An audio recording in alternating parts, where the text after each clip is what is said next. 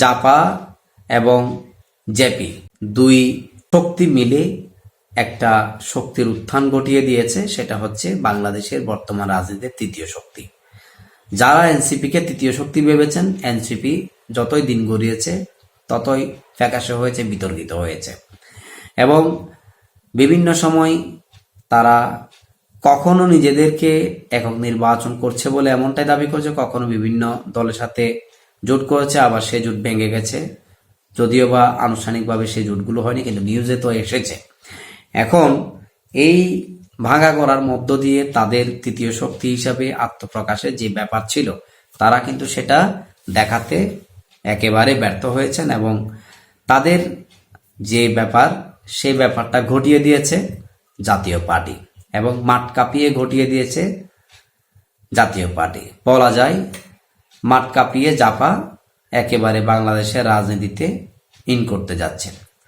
এখন জাপার সাথে আর কে আছে এখানে? শুধু জাপা নয়, জাপা এবং জেপি, অর্থাৎ জাপার বর্তমান চেয়ারম্যান আনিসুল ইসলাম সাহেব এবং জেপির চেয়ারম্যান আনোয়ার হোসেন মঞ্জু সাহেবের নেতৃত্বে এই নতুন জোট বা শক্তি গঠিত হয়েছে। এখানে 16টি দল যুক্ত হয়েছে, আরো 2টি দল যুক্ত হবে।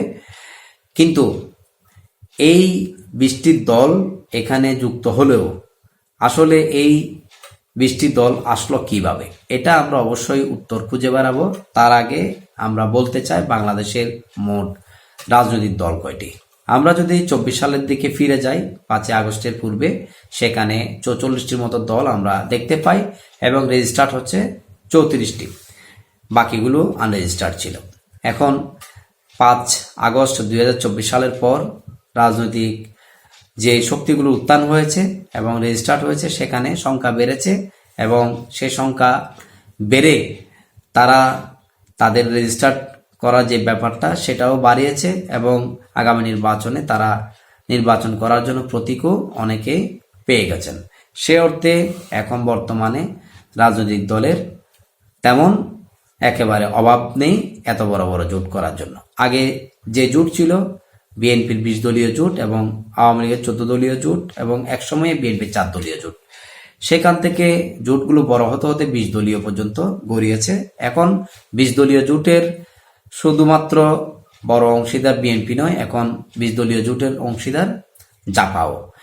তাহলে এই জাপার মধ্যে যারা অংশীদার হয়েছেন তারা আসলে কোত্থেকে এসেছে? আপনারা জানেন 14 দলীয় যে জোট, সেখানে জাপা সহ একটা অংশ ছিল, যদিও বা বর্তমানে আওয়ামী লীগের কার্যক্রম বাংলাদেশে নিষিদ্ধ, কিন্তু জাতীয় পার্টির কার্যক্রম নিষিদ্ধ নয়।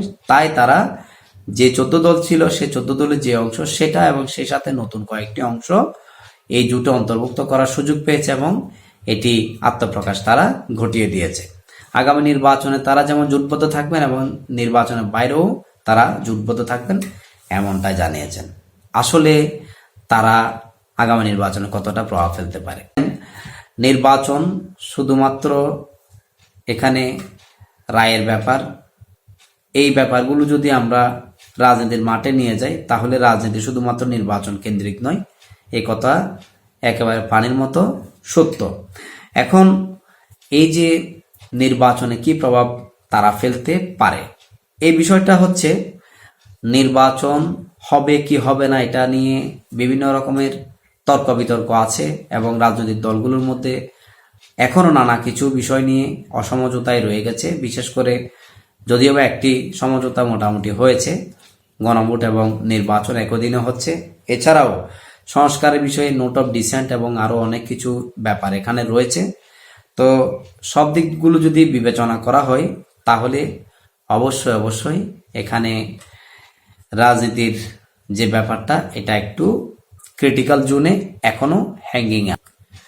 সেই হিসাবে আগামী যে নির্বাচন, সে নির্বাচনে বিভিন্ন দলের অংশগ্রহণ এবং অংশগ্রহণ না করার ব্যাপারগুলো যেমন কাজ করে, তেমনি একটি দল নিষিদ্ধ হিসাবে তাদেরকে অংশগ্রহণে সুযোগ না দেওয়ার ব্যাপারটিও কাজ করে। তো সেই জায়গায় যারা আন্দোলন অংশীদার তারা চায় নির্বাচন তাদের মতো করে, আবার যারা অংশীদার নয় তারাও কিন্তু নির্বাচন চায়।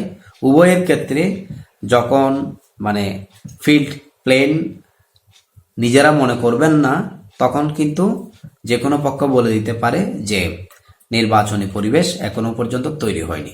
এই সুযোগে অন্তর্বর্তী সরকার সেখানে যদি তারা চান্স পায় অবশ্যই নির্বাচন করে দিবে, আর যদি সেই ধরনের পরিস্থিতিতে তারা দেখে হয়তো এখানে পোস্টপোন করতেও পারে, অথবা সরকার যদি আরো একটু সময় ক্ষমতায় থাকতে চায় এটা অকপটে করতে পারে ইত্যাদি। তো সেক্ষেত্রে অবশ্যই একটা ফ্যাক্ট হয়ে দাঁড়াবে এই তৃতীয় শক্তি, এবং এই তৃতীয় শক্তি আগামী নির্বাচন করলে অনেকগুলো শক্তি থেকে ভালো রেজাল্ট করবে এমনটাও কেউ কেউ মনে করছেন।